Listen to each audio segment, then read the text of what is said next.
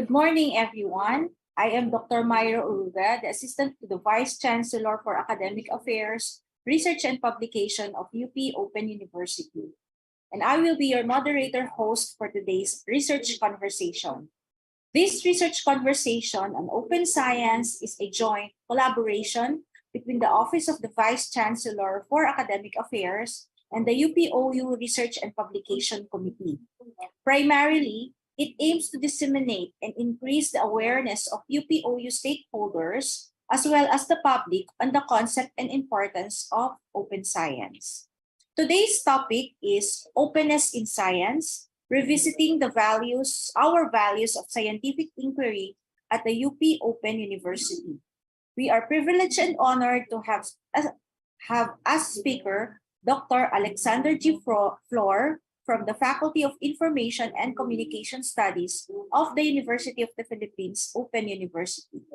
To start our webinar, may I call on our Vice Chancellor for Academic Affairs, Dr. Primo G. Garcia, for the opening remarks. Mic test, mic test, mic test, sound check. Sound check, sound check, sound check. Mic test, sound check. Mic test, mic test.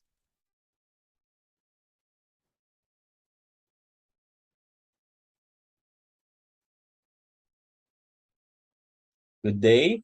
I would like to welcome you all to the UPOU Research Conversation Series on Open Science.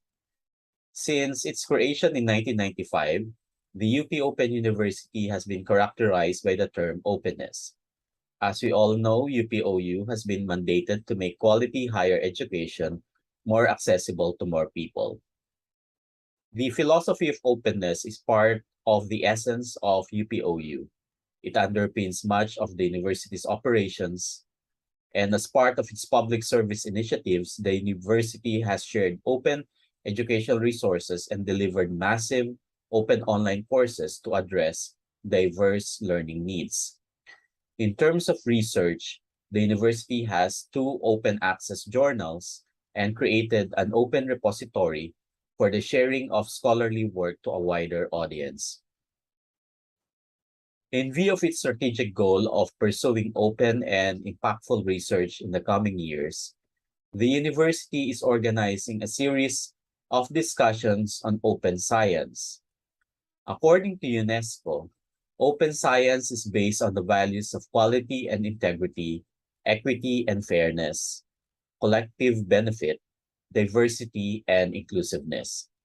It is guided by the following principles in terms of practice: transparency, scrutiny, critique and reproducibility, equality of opportunities, responsibility, respect and accountability, collaboration, participation and inclusion, flexibility, and sustainability. Just like the roundtable discussion on openness in education that we conducted several years ago, we are again creating a space in which we as members of the UP Open University can communicate and discuss the opportunities, issues, and challenges that come along with doing and disseminating research more openly. This event would not be possible without the participation of our resource person, the support of UP Prime. I would like to remind our audience to post all your questions in the chat box or comment section of viewing platforms. All questions will be addressed later during our Q&A portion with our guest speaker. In case we cannot accommodate your questions, you may leave your email address so we can send you the answers via email. Please be also reminded that the e-certificate will be issued after answering the evaluation form that will be available after this webinar. So,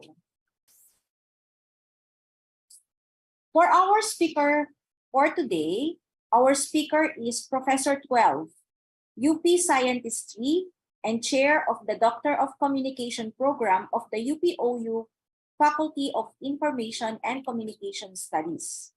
He currently holds a 1 UP Professorial Chair in Knowledge Management for teaching and research. He served as the first chair of the CHED Technical Committee on Alternative Learning Systems, member of the CHED Technical Panel on Teacher Education from 2010 to 2014, and the founding program manager of the Simeo Sharka Knowledge Management Program 1988-2002.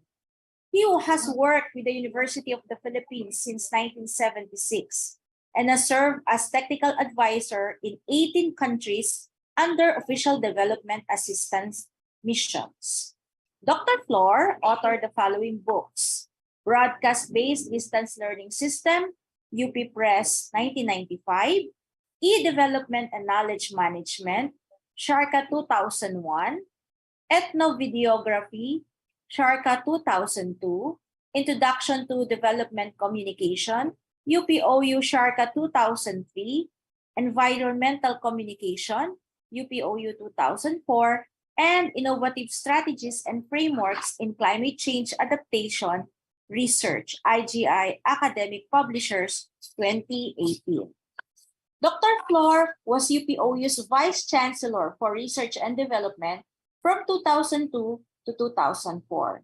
He was the founding Dean of the UP Faculty of Information and Communication Studies, serving 4 terms from 2004 to 2022. Ladies and gentlemen, it's an honor to welcome Dr. Alexander G. Flor. Thank you so much for the generous introduction, Professor Myra O. Thanks. Now, yes, let's begin. Okay, now I understand we have an audience made up of faculty members and students and a few researchers. Now, some of you may be familiar with this coat of arms over here. This is the coat of arms of the UK Open University. This is the antecedent to the UP Open University. Of course, it preceded us by something like 15 years. Okay.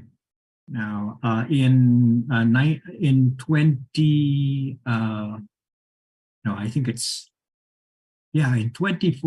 it was the 3rd most prestigious research university in the UK. Okay, it was ranked as such. This is the University of Michigan in the US, and they also have an open university called Open.Michigan. This is the universal symbol for open access. Okay. It's a padlock, right? Open padlock, and with an O in the middle and a padlock which is shaped like an A, small letter A. Open access. And this is the universal symbol for open educational resources. The first episode of this research conversation, I think, focused on open publications and open research. Now, this is the universal symbol for open data. We do not yet have a universal symbol for open science, but this is usually what is deployed, so to speak. But I've seen other symbols or logos for open science, such as this one. Now, open science, the definition was shared with you by Vice Chancellor Prime. There are other definitions, shorter ones. Actually, it may be defined in 4 other ways. It may be defined in terms of practice. Open science is a set of practices that increase transparency and accessibility of scientific research. Okay. Increasing transparency and accessibility of scientific research. And the trends such as having online repositories of research of research reports and even papers is a manifestation of this. It may also be defined as a process. It's the process of bolstering scientific research by testing reproducibility. I always have a problem in pronouncing that, and replicability of findings. Okay, so it may be defined as a practice and a process. And the product of research, well, transparent and accessible knowledge that is shared and developed through collaborative networks. Fourth, open science may also be considered as a community, a movement, a UNESCO-endorsed movement to make scientific research and its dissemination accessible to all levels of society. This is another depiction of open science as an umbrella classification that includes under it open access, open educational resources, OERs, open source, software, equity, diversion, inclusion, open data, citizen science. This is what we mean when we talk about open science. Now, my name is Alexander Flor. I am by no means, or I do not profess expertise in open science, but I do follow it and am a staunch supporter of it. Actually, like BC Prime, I believe that it defines us at UP Open University. It is part of what we stand for. And so I will talk about values that wherein open science is based. So openness in science, revisiting our values of scientific inquiry at the UP Open University. I will share with you what we have observed for so long, even just after I completed my PhD studies in 1986. Okay. This contradiction, that scientific maturity is inversely proportional to one's professed mastery of the domain of knowledge. What do we mean by this? Well, there is a tendency for the older generation of scientists, to be less assertive of their so-called truths as they mature into their respective disciplines. Maturity in scientific perspective is associated with the following: the differentiation of casual from systematic observation. You will find this manifested in the care that is placed in releasing certain statements regarding scientific results or finding. You differentiate what you observe casually from what is observed systematically or scientifically. Secondly, there is a distinct reservation of judgment. There is an aversion for generalizations. There's an aversion to generalize and to jump to conclusion. There is always this caveat that is shared when a scientific conclusion is arrived at. And there is a marked accommodation of the ideas of others, openness to alternative explanations. Of course, the skepticism is maintained, but one becomes less dismissive of so-called meta-narratives. In other words, the higher up you progress in the academic ladder, the higher up you uh, work into your scholarship, the less certain you become of your truths. Such is a contradiction, right? Now, I would imagine when you completed, or when we completed our baccalaureate, we felt that we're very familiar with the subject matter, with the field that or the degree that we've received. And once we step into graduate school and become a Master of Science or a Master of Arts, we profess not only expertise of the field, but also mastery. Okay? And we are expected to be right most of the time. Okay? But upon embarking on your doctoral journey, there appears to be certain reservations, so to speak, on one's conclusions. I've observed this in the past 40 years of my life,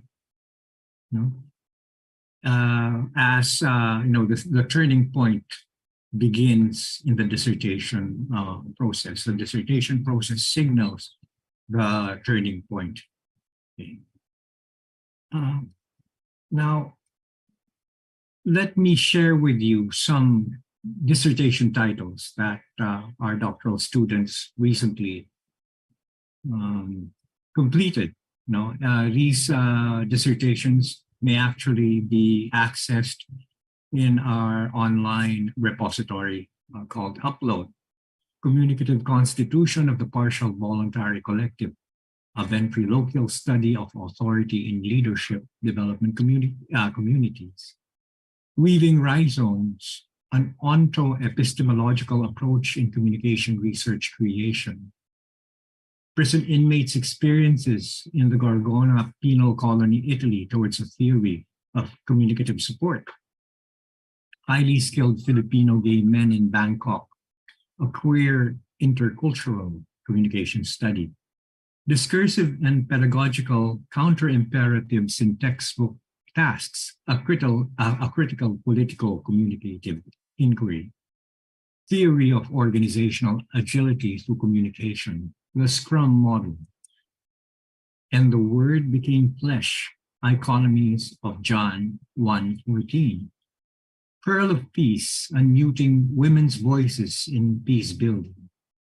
Communication in music, an auto-ethnography on rhetoric and composition and performance.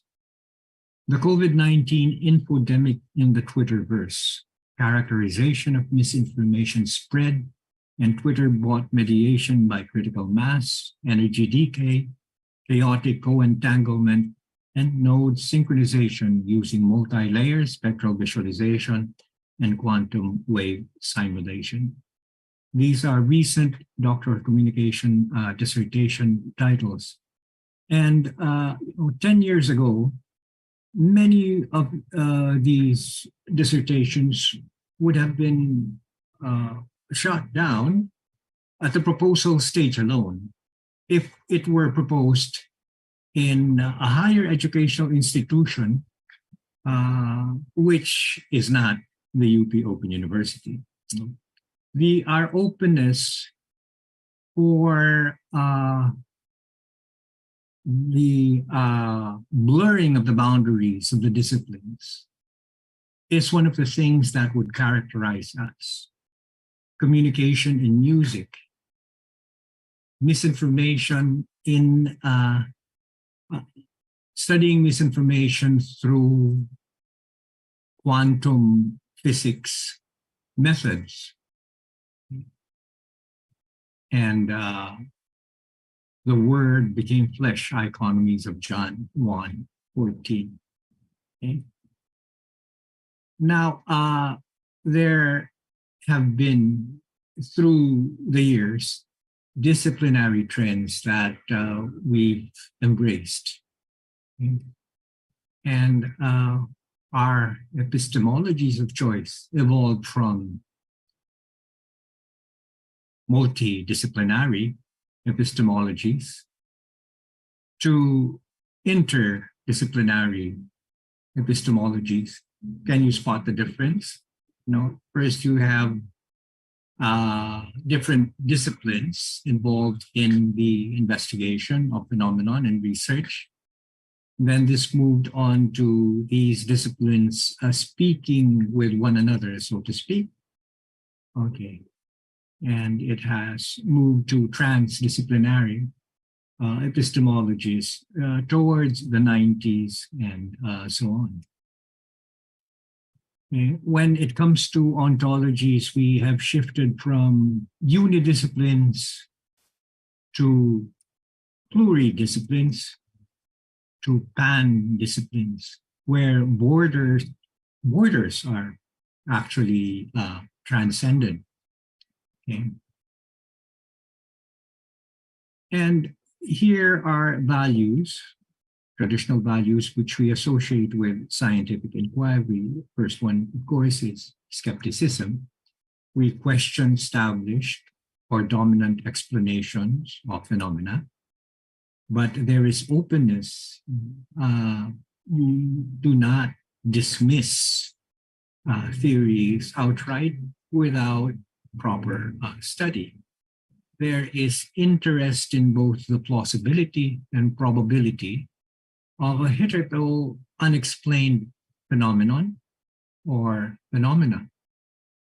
And there is willingness to engage in non-personal objective conversation.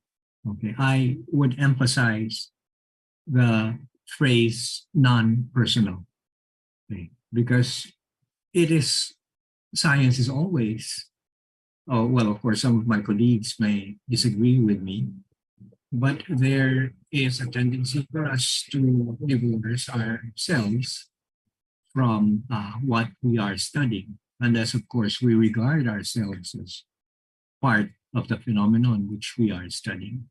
There is also rigor, systematic observation and analysis. Now, all of these values may be undermined by one thing, and this is the ego of the scientist. Do you recognize this person? This person's name is Ryan Holiday. He's a best-selling author. His background, of course, is communication and media strategy, but he moved from that to becoming a best-selling author on Stoicism. One of his best-selling books is titled "The Ego is the Enemy." Okay? Once the scientist's ego gets in the way in research or in discourse, skepticism as a value is negated. Openness or open-mindedness is undermined, and rigor is diminished. Now, during the first edition of this series, I believe that we talked about the case of Dr. Teresa Laurie. Some of you may be familiar with her since she gained quite a reputation during the pro-vaccine, anti-vaccine conversation at the height of the pandemic, which is in 2021 or so. Now, Dr. Laurie is a very respected researcher. She is a medical doctor and has worked with WHO, WHO, the World Health Organization, and she is the director of an agency on evidence-based medicine. And because of her meta-analysis of studies on ivermectin and how it was applied in COVID-19 cases, she was treated with first academic silence. Now, some of her colleagues or some of her critics were cherry picking, so to speak, or nitpicking her work, as a meta-analyst. And to the extent that there were attempted marginalizations of what she had done in the past, even her work, blacklisting or delisting. And some of those who were in her camp, so to speak, were even demonetized in YouTube. Okay, and these were respected scientists who maintained blogs, so to speak, or podcasts. And then there is this branding as pseudoscience or as medical hacks in spite of the credentials that one possesses. And then this brand, which is, well, it is not applicable in this particular example, but there is this brand that is being thrown around, predators. You know, scientific conversation ends when name calling begins. This is one of my observations, of course. And there's this tendency to ostracize in the name of science. Okay. Now, but there ought not to be such a thing if science was open. Okay, now here is an email that was sent to members of the faculty regarding an international association. I think, webinar on theses, dissertation writing, advising in panel techniques. And there was a warning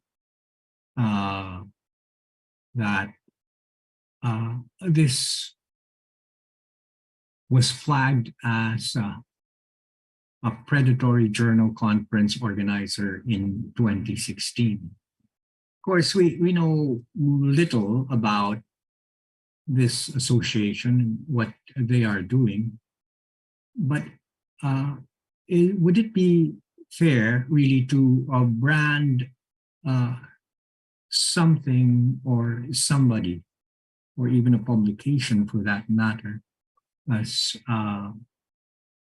predatory without doing the proper investigations?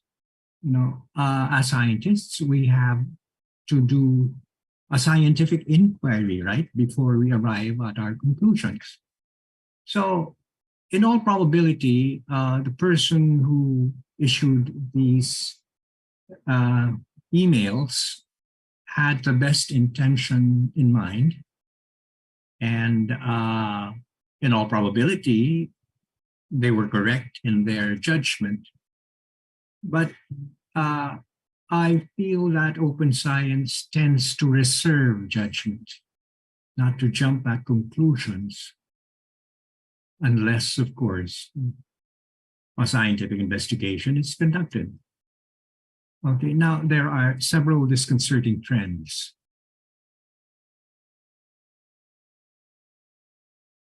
That I could, well, disconcerting for me in particular. It's unsettling for me. And of course, this may be contentious, right?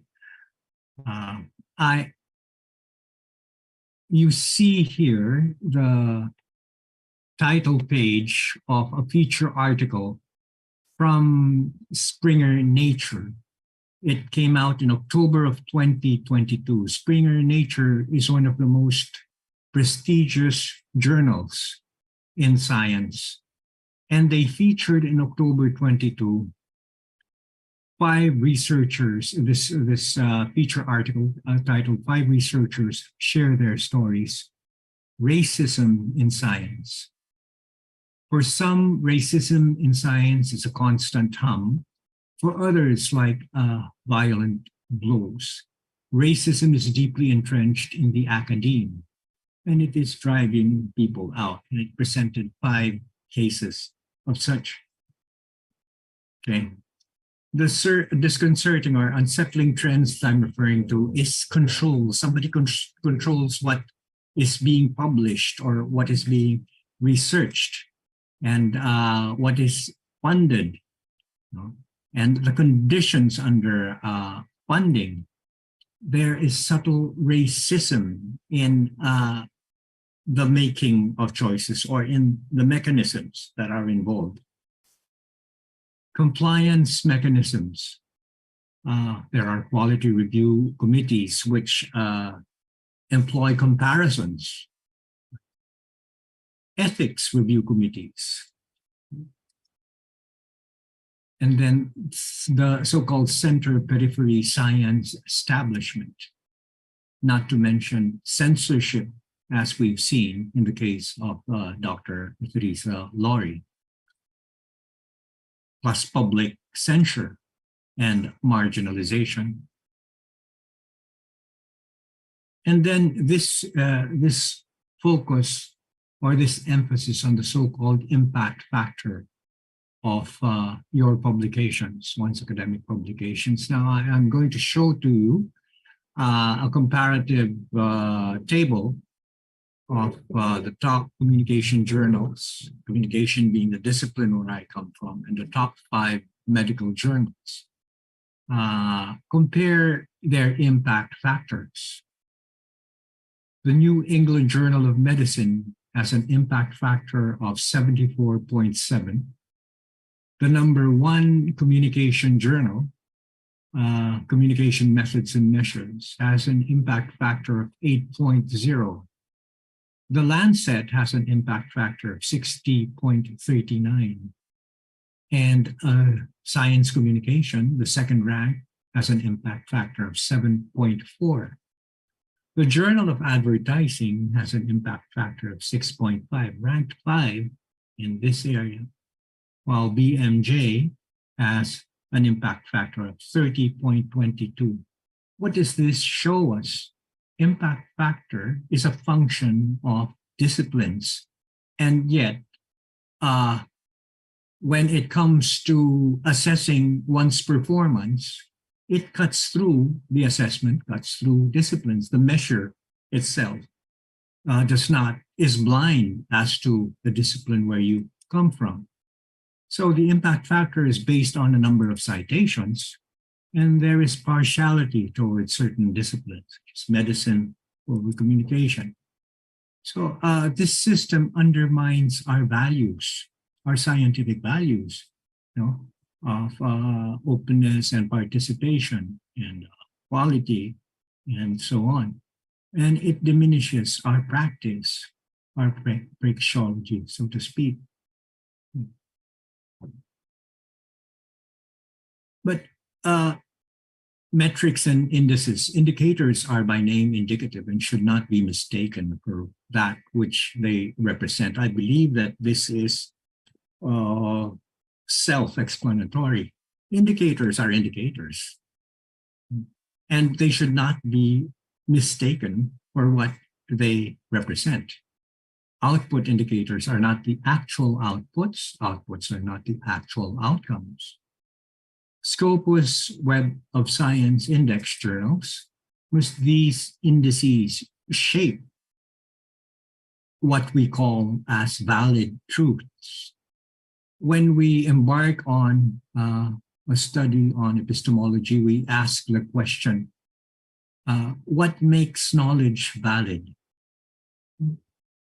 Should it be publication in a Scopus index journal or a Web of Science index journal that would determine whether our findings are valid or not? So this tends to perpetuate hegemony or hegemony of Western scientific establishment. Well, this, of course, is an opinion.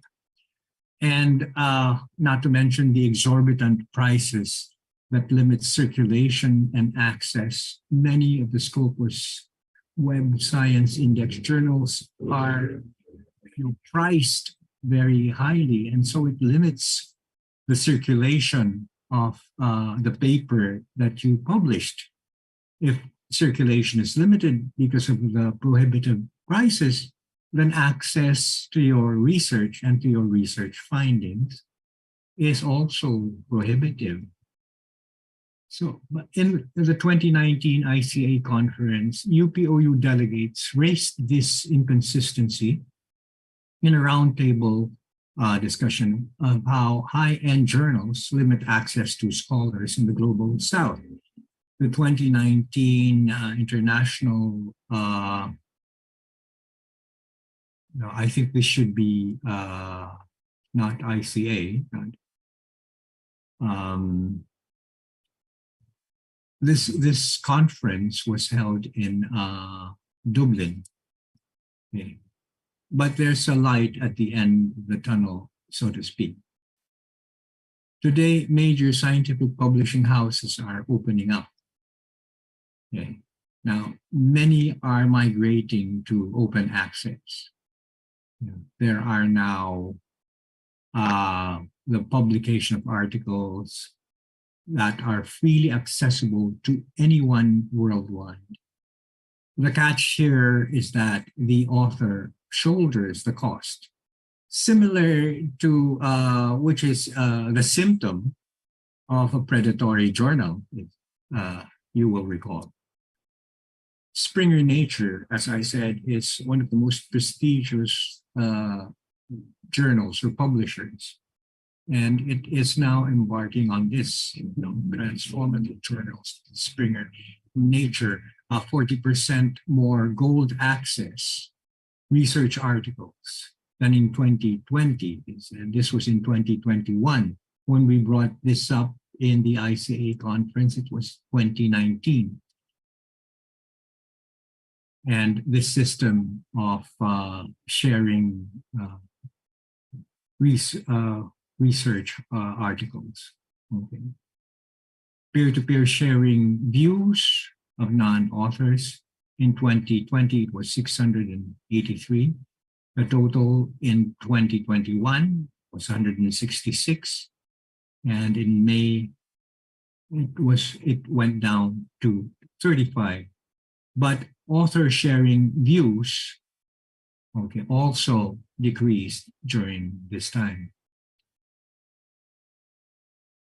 So again, here are the core principles of open science, open data, open source, open methodology, open educational resources, open access, open peer review. This would make up open science. Science is the headlights when you drive at night, but it is not the driver, according to Giorgio Parisi. Okay. So this is our logo, of course, but I understand that recently this has been changed. Excellence in equity, equity in excellence. Open education should define our instruction. Open access should define our extension. And open science should define our research. Openness defines us, and it should be celebrated. So, thank you very much. Okay. Thank you so much, Dr. Flor, for your presentation and explanation on open science in purview of the UP Open University. So we are now open to question and answers. Okay. We have one here, Dr. Flor, in our chat box. It's not a question, but it's more of a comment. I'd like you to make a reaction of this one. Then from Ram Arshosa, the new trends as of now probably in the cultural sides like cultural mathematics, cultural science, or even cultural technology. Hopefully, let's give a big slice on this perspective. How would you react to that? Yes, of course, Ram. The blurring of the disciplinary boundaries are happening as we speak. As I presented a slide where our epistemologies have moved from uh, inter to multi to transdisciplinary approaches. And our ontologies have moved from uni to pluri to pan disciplines. And mathematics is, well, it would, well, as I said 10 years ago, perhaps people will raise eyebrows when they hear something like cultural mathematics, or even if a course on cultural mathematics is offered, but it is a very valid area of discipline. And so is cultural science as well as cultural technology. It would lead us to a further understanding, well, cultural technology, for instance, would lead us to further understanding of the technological field. Okay? So this is a very welcome trend. Thank you for bringing this up, Ram. All right, thank you. Another question here, Dr. Flor. What do you think is the unique characteristics of UP Open University when it comes to open science? Would you consider it a strength or weakness, or can be both? Definitely, I would consider, well, this is based on my personal experience with our colleagues at the UP Open University. You see, I don't think we ever went beyond affirming our preferences to openness, meaning there were no specific agreements that in terms of research, we will have to do this, we will have to be very open in our approaches, or we will have to be very open with the methods that our students would propose. I mean, but there is this built-in tendency for us to be to have an open mind, not to pass judgment rashly, not to be dismissive of new trends, but at the same time, I don't believe that we would like to consider ourselves as trendy. There was an exchange in one of our chat rooms recently where it was proposed that we move to Bayesian statistics from p-value statistics, this being the trend in other universities, in other educational sectors. And the opinion that our colleagues were predisposed to adopt is that we should not be dismissive of, let's say, p-value statistics just because it is a trend to turn our backs from it. See, all of these methods, all of these traditions are useful within their own context, and they should not be abandoned but allowed to prosper, further. And well, I guess that's it. Okay, so I have this question in my mind. What are the issues and challenges, Dr. Flor, or barriers as an open university when it comes to open science? Open science. I will have to quote the second chancellor of the UP Open University, that we are an open university that is well, that is within a conventional or is being run under a conventional system. Okay, I believe that that would be one of the biggest challenges for us to pursue this path, so to speak. I would refer to it as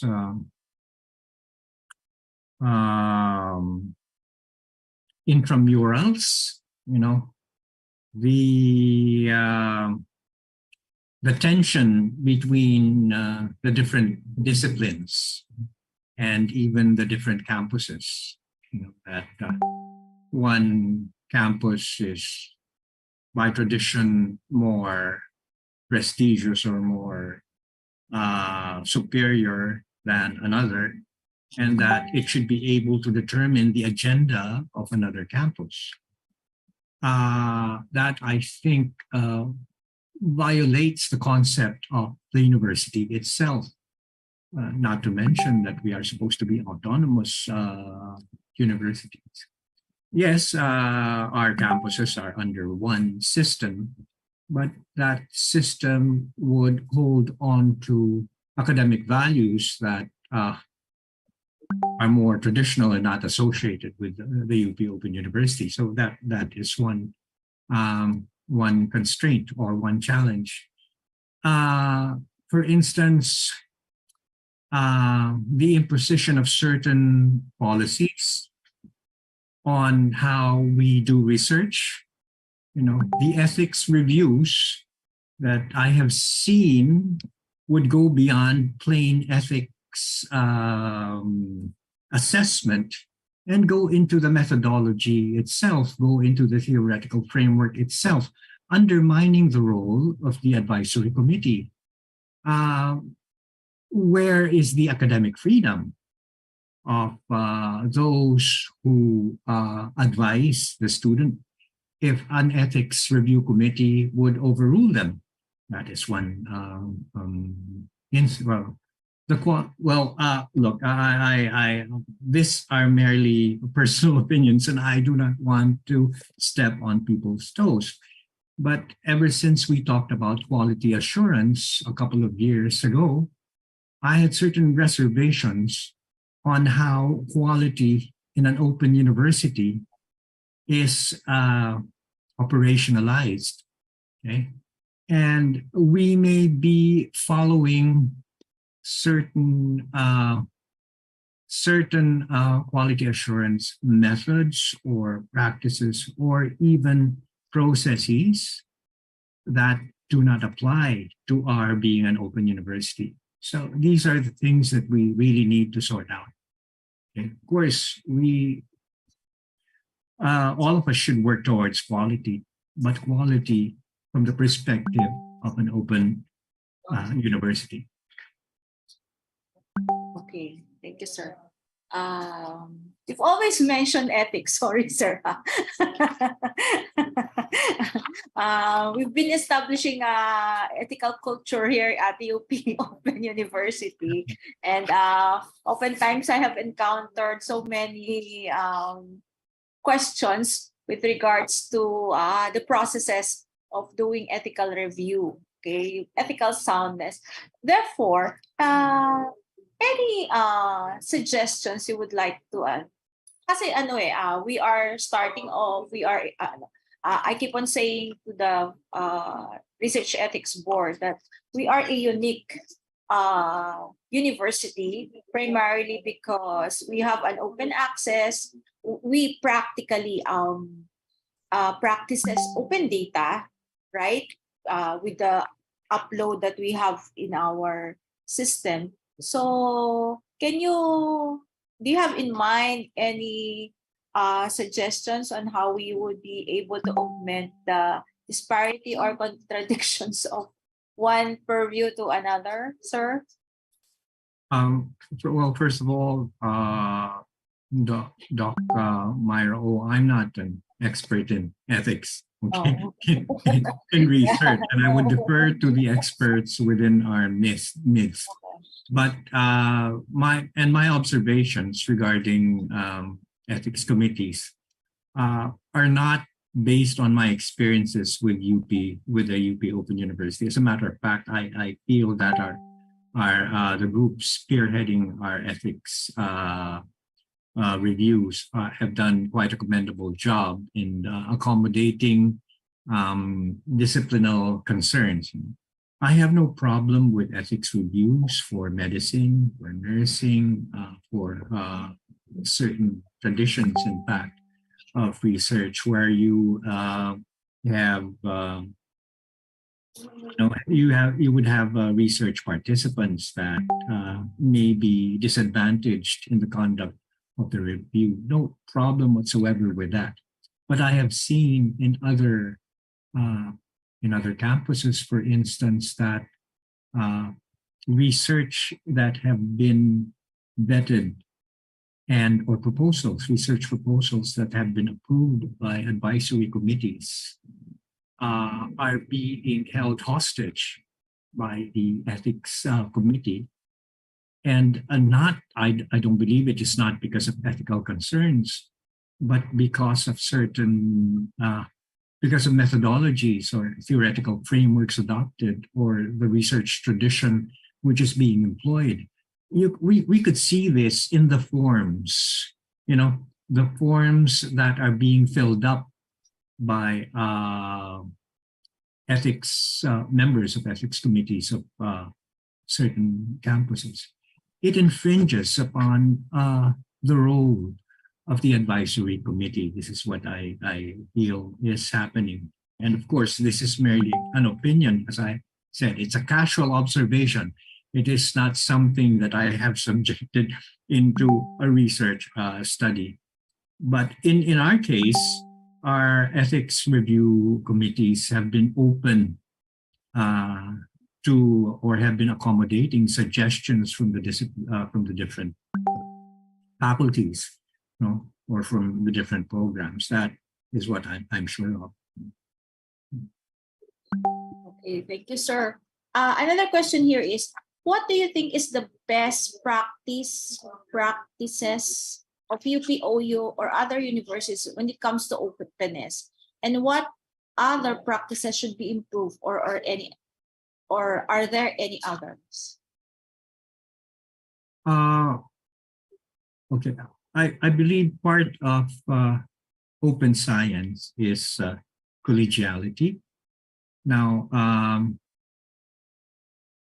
when we deal with our students, for instance, there is this hierarchy that we assume that our students are like initiates seeking entry into this exclusive brotherhood of scholars, or brotherhood or sisterhood of scholars, master's degree students or doctoral degree students.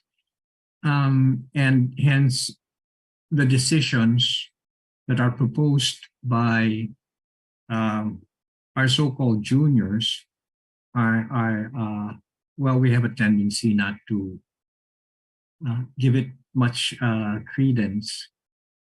In the Open University, I've seen, well, at least in the Doctor of Communication program and the Master of Development Communication program, more graduate studies, our faculty members are more open to innovative or to new ways of looking at things, new procedures, as long as it could be defended by the student. Okay? This is very apparent, particularly in the deliberations that occur during doctoral committee meetings, defenses, or dissertation examinations. At the oral defense stage, for instance, many of my colleagues in the Doctor of Communication program consider a candidate as a colleague already, even if he or she has not yet achieved or completed the degree. I say this in terms of reacting to proposed theoretical constructs or to propositions. There is no downright dismissal of ideas. There is a tendency to reserve judgment, so to speak. Okay. As long as a student is able to defend himself then there's this openness to the possibility that what he's saying is right, even if you do not believe in it personally at that particular moment. Because, of course, a dissertation is your student's dissertation or your advisee's dissertation. It's not yours. And so I guess I'll stop there. It's okay. So, okay. Another question is that when you were first, I know that you are one of the pillars of UP Open University. Okay.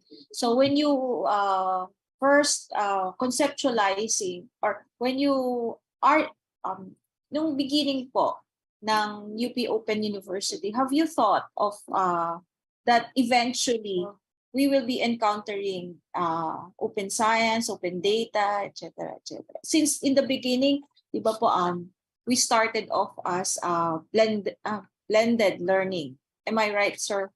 So have you thought that eventually, okay, mag-evolve kami into this purview on open science?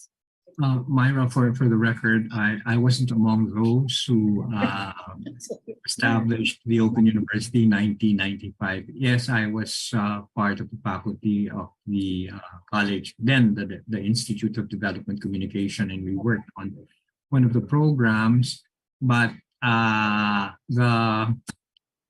founding father, so to speak, of Open University, I wasn't part of that. I was part of the initial distance learning undertakings of the university in 1970s, in the late 1970s, mid to late 1970s, and our schools on the air programs and study. Yes, I was part of that. But insofar as this autonomous campus is concerned, I don't think that I could, claim that distinction.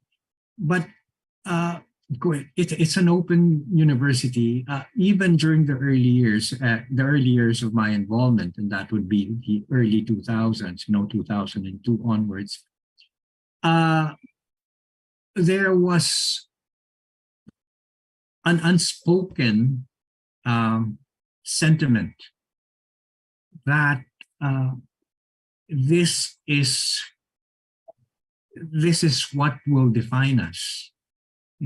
Otherwise, Myra, all our detractors during that time would have been right. You see, what they were saying then was that the Open University, or distance learning for that matter, is just a poor alternative to face-to-face classes. It's a poor alternative to a brick and mortar universities. That because it makes use of these methods. No, we stood for something, and we continue to stand for something, and that is openness. Openness in education, open instruction, open educational resources, our massive open online courses. And I believe this is something that we should fully embrace and celebrate. Of course, I cannot claim to speak for all of us at the university at the moment. Okay, thank you, sir. Another question from an anonymous viewer. Does open science also mean accepting AI-mediated enhanced publications? Of course not.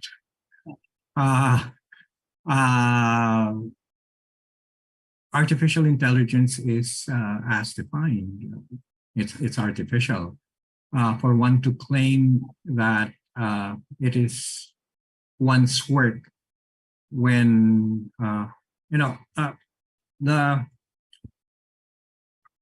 this conversation regarding ChatGPT of Open AI came to the attention of the academe when abstracts of uh, of articles, of papers were processed by ChatGPT, and the editors found no significant difference between an abstract produced by ChatGPT and that which has been written by an author. Well, an abstract is an abstract. It's it is more churning it out would be more mechanical than conceptualizing a research problem, identifying a research gap, considering a research methodology, adapting a specific research tradition, analyzing data, processing data, interpreting data. Okay? This should all be the work of the researcher if his name is attached to it. But eventually, of course, with new technologies coming in,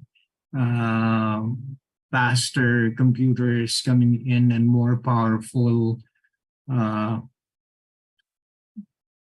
AI languages being brought to bear on our different sectors, there may be a time when even the research process itself is performed by a program, but then it would definitely not be proper for us to claim authorship of it. Yeah, so this question, does open science also mean accepting AI-mediated enhanced publications? Now, the decision for this, I don't think open science will make a blanket decision on the acceptance of artificial intelligence mediated enhanced publications. I don't think it would be its purview to do so, but let's do what is right. Abstracts, yeah, I think there's no problem if it is artificially generated, but then the research itself, that role will always be ours. Thank you, Sir Flo. There's another in a chat box, but it's not a question, rather a commendation from Dr. Jean Saludades. Congratulations, Sir Sandy. Excellent presentation. From G.H. Morelos, I don't know if how we can restructure the questions, but is an ethics committee mandatory, sir? I understand that it is. In an open Yeah. science. I understand that this practice or the review of all the research that any of our campuses would generate should undergo ethics review. And as I said, in principle, there's nothing technically wrong with that, but it is the imposition of the imposition on the existing bodies that or entities that conduct the research, which is problematic. Okay, the bounds of ethics review, so to speak. I would just like to say that many of the ideas that we have shared in this presentation is a product of our collective views or interactions, collective views among our colleagues at the UP Open University. There are some, of course, that I share for myself only, or meaning that I do not share with others. But many of these concepts I owe to people like Dr. Jean Saludades. Okay, thank you, Dr. Flor. What about, I'm just interested, sir, yung open science, open and publication fees. Recently kasi nung kami sa we were being asked of to pay a certain amount. How would you reconcile that? Yung pagiging open nila, nakalagay doon na this is an open access journal, however, they are charging publication fees. Yes, all the major academic publishers right now are going open access because nobody due to the repositories that are populating the worldwide web, their readerships are really going down because of the exorbitant prices of their journals and their fees for downloading even articles, published articles. Yes, but that is the downside. They charge for open access. If I'm not mistaken, you have to pay $500 US in order to have a chapter published. Now, the cost will have to be borne out by somebody. And well, the publishers are justified in their stand not to be assuming this particular burden. And but should it be borne by the author? I know of some publishers such as Springer that have a mechanism or what do you call a facility that would allow the publication of open access journals, and the price is not to be borne out by the author itself, but by a funding facility. If you're from the third world, $500 is a lot of money. Okay, and of course, there has to be a mechanism where a sponsor for the publication of open access journals would be identified. And the publishers themselves should be the ones to source this. So from Ram Arshosa, that's why we the researchers did an authentic. I think this is connected to the questions on AI. That's why we the researchers need an authentic data encrypted so that AI would not copy and paste. Sayang ang mga authentic data. Yeah, but openness right now, open data, would encourage the publication of even pre-publication of data sets, this practice is encouraged. You could share your data set with other researchers. I'm not sure if you believe in open data, then you share your data sets.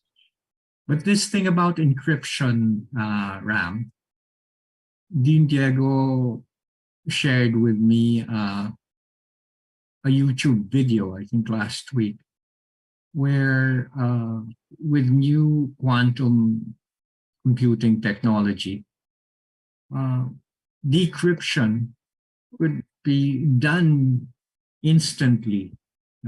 If quantum computing would eventually be mainstreamed, then encryption will be useless. Well, that's what the video was saying, and proof of this was presented in that video. So that again is another development that we should look out for.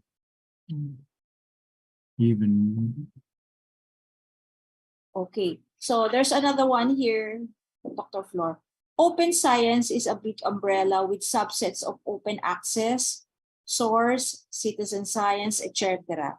If you are about to add one, slash another aspect of open science, what would that be? What aspects are needed to be added on the umbrella of open science, if any?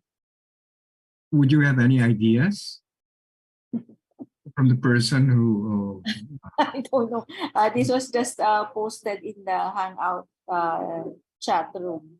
So Yes, as I said, I could not profess to be an expert in open science, and I cannot say that I would have the entire grasp of the movement or the processes and practices. My presentation for this morning dealt with values that are associated with openness in science. And I related it with certain developments or certain observations that we have seen in the past few years regarding how we do research, and such as, you know, these unsettling factors that we mentioned. And of course, we also need to address this issue of academic racism. It is a reality, although many of us prefer to look the other way or keep mum about it. Well, I do not, or we're not saying, of course, that it is intentional or part of a conspiracy, but this is how things occur. The mere fact that our research should be published in English, would negatively affect or marginalize many social scientists in the global South who publish in their native tongue. Are we saying that science is not for them, not for scientists who publish in Swahili or in Bahasa or in Mandarin? No. These are some of the concerns that we may have to deal with in the future. okay, another one here, Dr. Flor, from Dr. Baggy. There are some scientific communities or organizations or professional societies now that require a certain H-index score for their membership. Is this practice contrary to the idea of open science, which somehow promote diversity and inclusivity? Yes, exactly. I do agree with Dr. Baggy here. There is a use, or there are uses for indices, for indicators such as the H index. But the downside of it is that it marginalizes some of our colleagues who do not have the benefit of access to publishing or access to you see, the H index is based on your number of citations, Now, if I may ask a question, the scientists that we look up to in the past perform their science even without the benefit of these indices. We could talk of people such as Bienvenido Gonzalez of the University of the Philippines, who, while a scientist here in Los Baños at the UP College of Agriculture, conceptualized a research process wherein the output of his fellow researchers, him and as well as his fellow researchers, could have could be branded with it's like a quality stamp which is similar to sterling as in gold. I think that is the code that we could use. And there were not these the indicators that we are using right now were not existing then. Okay. Yeah, I agree with Dr. Bagi that measures such as this may do more harm than good in the long run. Any more questions from our audience, from our network? So again, you can send your questions via UPOU Networks chat room, FB Live, and YouTube comment box. And in case you cannot accommodate all your questions due to our time limitation, you may leave your email address so we can send you the answers via email. So any more questions coming from our networks? Okay, there are none.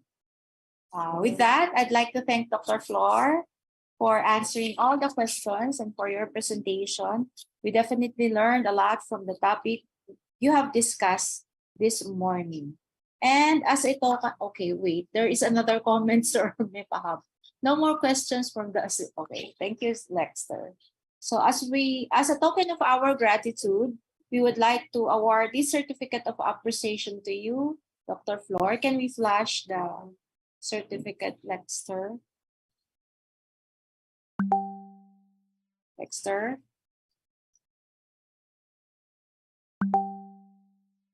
Okay, there you are.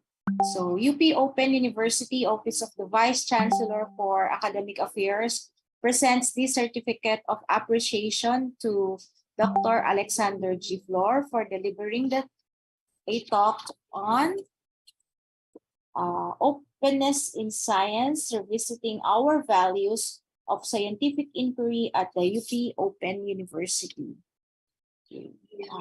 As part of a research conversation held on 4 April 2023, 9 a.m. to 11 a.m. live streamed at UPOU Network, signed our Vice Chancellor for Academic Affairs, Dr. Primo G. Garcia. Thank you, Dr. Flor, for a wonderful presentation.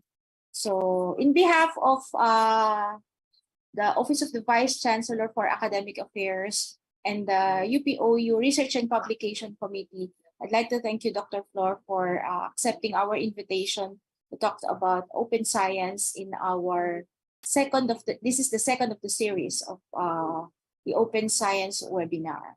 So as I think Dr. Flor already explained very well his presentation on open science. I'll just like to share with you what I have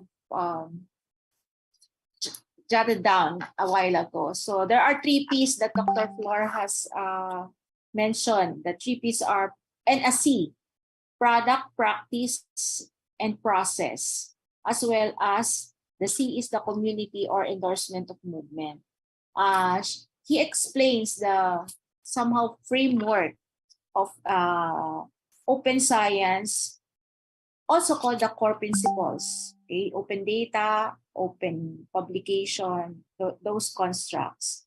So she also presented to us that in scientific inquiry, there are contradictions. Maturity is inversely proportional to professed mastery. Okay, maturity in scientific perspective. The higher up you progress in the academic ladder, the less certain you become of your truths, quote unquote. He also showed to us some dissertation titles, okay, and also discusses us skepticism and openness. What is he repeatedly saying is that on open science as transparency and accessibility, inclusivity, and collegiality. He also discussed to us some issues on impact factors, metric indices, open access, and core principles. So with that, I'd like to thank you again in behalf of our Chancellor, Dr. Melinda Bandalaria, our Vice Chancellor, Dr. Primo Garcia, Vice Chancellor for Finance, is present here in our Zoom webinar, Dr. Ginzalo Dades, the three deans of the Faculty of Education led by Dean Charis Reyes of FICS, Dean Diego Sila, and our very own FMDS, Dean Joanne Serrano. So, as promised, we will be issuing webinar certificates for this event in exchange for your evaluation form. The link is being flashed on your screen. Okay.